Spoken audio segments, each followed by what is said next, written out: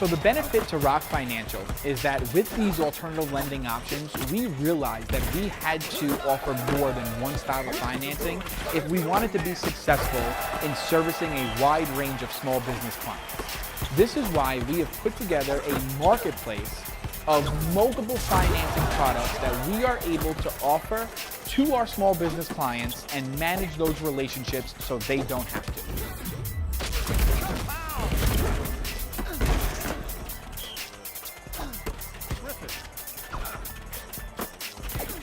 So when we speak about alternative financing options, it's important to know that this has really been the recipe to the success of Rock Financial. We simply do not offer one style of alternative financing.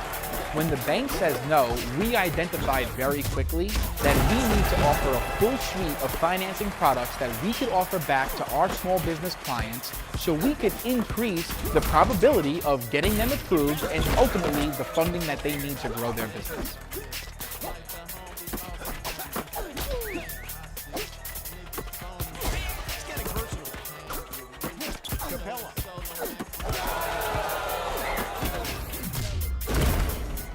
That suite of alternative financing options that Rock brings to the table is exactly the service that we provide. Every business that comes into Rock Financial gets a full diagnosis of what's going on in the business so we could fully understand how we could help.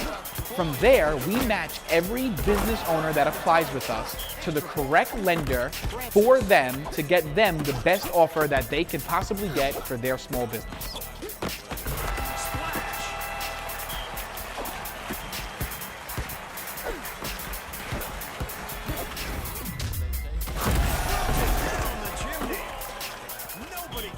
So you're probably wondering, how did alternative financing come about? Has it been around forever?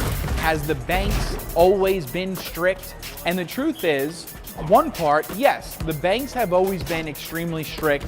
They definitely want to lend where there is as minimal risk as possible. Back in 2008, you probably remember our country went through a very hard time. One would call it a recession. During that recession, traditional lenders who were already super strict tightened up their guidelines and that crediting box even more, making it that much difficult for small business owners to obtain the financing they need. At that time, these alternative lenders, or also known as online lenders, came about where they identified a need in the market for small business owners to get the capital that they need to grow their business. Now, it's important to understand that as somebody who works very closely with alternative lenders, we will never try to compete with the everyday traditional banks. And it's very simple why. The banks are always going to offer the lowest cost capital and the longest terms when it comes to small business lending.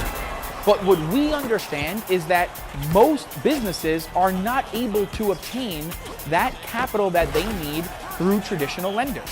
So if we have that opportunity where somebody is potentially bankable, we'll simply refer them back to the bank because we work very closely with these traditional banks. And it's important that we really understand the concept of how an alternative lender and a traditional lender can really work well together. And how that works is very simple. When a traditional lender, typically 70% of the time, decline a local small business for financing, they simply refer that client over to us, and then we are exercising our relationships with alternative lenders to seek an approval for that business that was recently declined at the bank. So as you can see, we work very closely together. And in return, when we have a customer that comes to us that has that perfect credit score, that has that really long time in business and has all their financials together and looks like a really strong candidate for bank financing, we always want what's best for our clients. So we would just simply refer that client right on back to the traditional bank, as I mentioned, the local Chase, Wells Fargo, Bank of America's of the world.